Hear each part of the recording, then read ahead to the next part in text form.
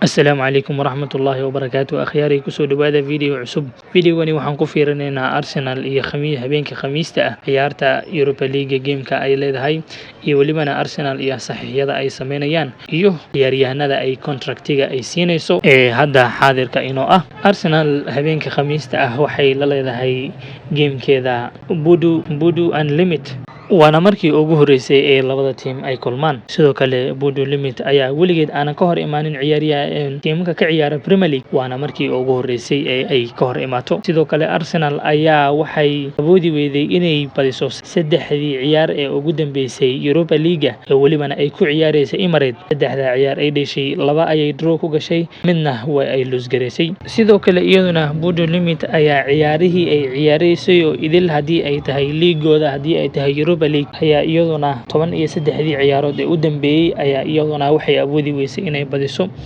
halkaasoo ay 7 draw ay gashay 5 ay lose gareysay halka ay halna badisay kaasoo ay ka badisay Celtic ayay ka badisay last season February. Labada team marka aad fiiriso waxaa la oran karaa Arsenal sida ogtihiin baa Europa League mar walba successful ayay ahayd ilaa iyo inay socotay markay ugu xumeyd inay semi final halka teamkan ay aad ugu adkeed inay maaragtay Europa League ay si fiican u progress gareeyaan. Sidoo kale the key things inaan ka ogaana ay fiican tahay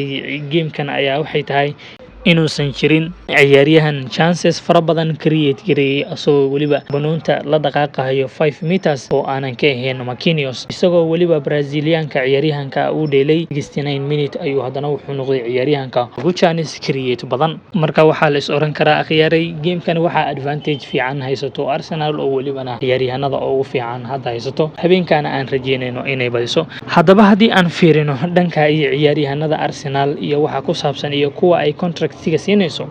ciyaaryahankan Martinelli ayaa seasonkan sida u bilaabmayba aad u develop gareynayay asagoo waliba noqday ciyaaryahankii ugu badnaa seasonkan ee sameeyay dribble ama xariiftan sida u taqaanaanba in ciyaaryahan la dhaafo. Ciyaaryahanka wuxuu sameeyay ayaa leeyahay seasonkan 20 dribble oo successful ayuu sameeyay halka attemptigiisana ama inta uu isku dayay ay tahay 28 asaga ayaana Premier League hadda waxaa la yiri ciyaaryahanka ugu dribble badan. Sidoo kale ciyaaryahankan ayaa aad looga hadlayo Chelsea ay ay isleedahay ciyaaryahanka Martinelli warmaaradisaan. Sidoo kale Liverpool ayaa isna ciyaaryahanka hadal hayso Martinelli iyo marka aad fiiriso qaabku uu develop gareynayay seasonkan sida u bilaabmay aad ayuu cajab u ahayd.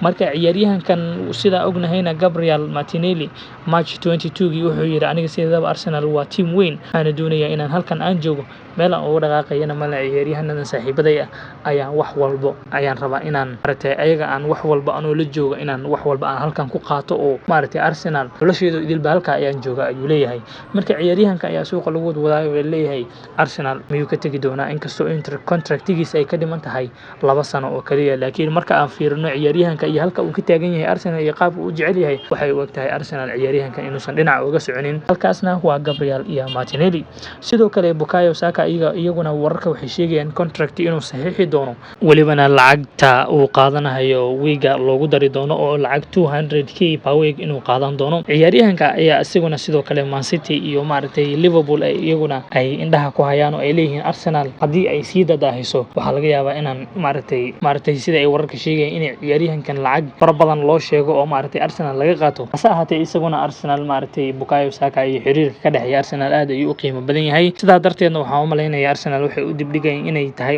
confident ay ku qabaan inuu ciyaaryahanka uu joogi doono. Sidoo kale ciyaaryahankan Saliba ayaa isaguna maaragtay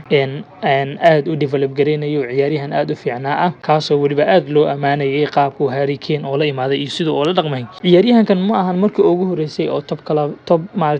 top strikers uu ka hor imaado oo welibana uu u diido inay maaragtay sidii raba ka yeeshaan. Ninkan wuxuu ka hor imaaday sida ogtihiin Mbappe iyo Messi iyo Neymar countryga adduunka ugu fiican ayuu ka hor imaaday kaasay season idil bay maaragtay labadii dhinacba ay waxba ay ka cuni waayeen. Marka ciyaaryahankan isaguna waxaa la sheegay inuu ku jiro listiga ay doonaysay Barcelona ciyaaryahanada inay saxiixdo markii ay Koundé heshay unbay ka hartay oo ciyaaryahanka waxaa la list Barcelona ayuu ku jiray. Ciyaaryahanka ayaa isaguna contractigiisa laga hadlayo maaragtay isna lacag loogu dari doonaa in terms of ciyaaryahanka waxa ku saabsan oo clubku ka aaminsan yahayna dee dhowr mar buu ciyaaryahanka cadeysay inuu Arsenal maaragtay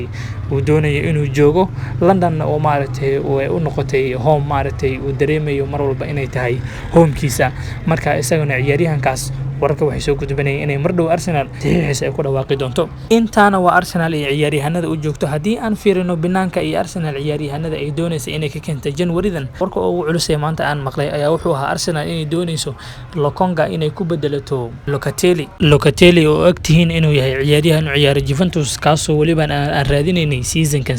ka horeeyay asaga iyo Vlahovic hase ahaatee Juventus ayaa imika waxay ku socotaa si aan maaragtay si aad u qaab daran oo farti ay qaadaba iyada ay ka hor imaanaysaa marka Arsenal waxa la yiri waliba wararka waxay sii sheegayeen inay waliba Arsenal ciyaaryahanka iyo Vlahovic inay ka soo qaadan doonto oo labaduba ay maaragtay Vlahovicna ay lacag u diyaarinayso dhinaca kalena ay Lokonga ay doonayso inay kaga bedelato Locatelli sidoo kale ciyaaryahankan ayaa isaguna wali Arsenal ay raadinaysaa Danilo oo aan wax badan aan ka soo hadalnay ciyaaryahankan Brazilianka ah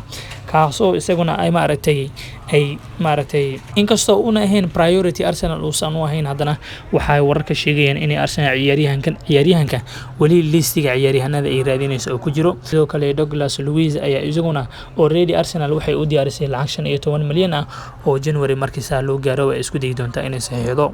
hase ahaatee ciyaaryahanka aan jeclaan lahaa Arsenal inay saxiixdo January-dan ama seasonka markuu dhamaadaba ayaa wuxuu yahay ciyaaryahankan Declan Rice oo walibana hal sano kaliya ay ka dhiman tahay contractigiisa ciyaaryahankan ayaa isaguna sidoo kale Chelsea iyo Man United ay raadinayaan inkastoo ciyaaryahan qaal uu noqon doono hase ahaatee Arsenal hadii ay Champions League inay weligeed ay ku jirto ay rabto walibana mustaqbal fiican inay koobab waaweyn ay qaado ay rabto waxay u baahan tahay inay ciyaaryahan aad u waaweyn oo profile fiican leh ay raadiso sidoo kale wali waxaan qalbiga ku haynaa ciyaaryahankii ahaa Tielemans kaasoo isaguna wararkiisa suuqaada uu ka maqan yahay hase ahaatee aan heli doono markii la gaaro January ama seasonka u dhamaado akhyaaray wararkeena caawa intaas iyo waxa ku saabsan gameka asaga wixii commentigana waxaad nagula wadaagi kartaan qaybta commentiga haddana waxaan idinkaga tegayaa sida iyo nabadgelyo wassalaamu calaykum waraxmatullaahi wabarakaatuh